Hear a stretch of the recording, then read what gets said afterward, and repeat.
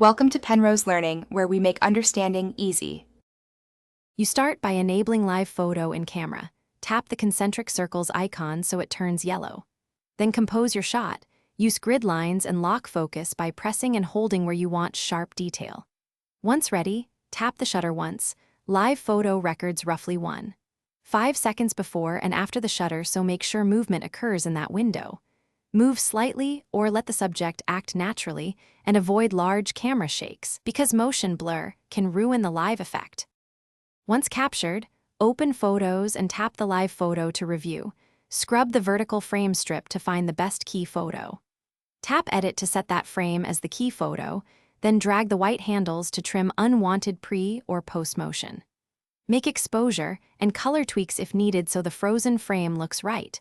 Then experiment with built-in live effects like loop, bounce, or long exposure to emphasize motion. These adjustments let you refine both the still and the motion portion. To finish, share your live photo directly from Photos using Messages, Mail, or AirDrop. If you need a looping GIF, use Shortcuts or a converter app to export it. To extract a still, set the best frame as key photo and share that single image, or disable live to freeze it permanently.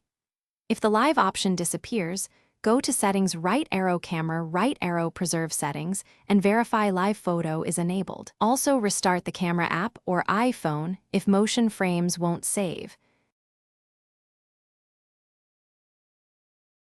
Thanks for watching. If this was helpful, leave a like and consider subscribing. See you next time.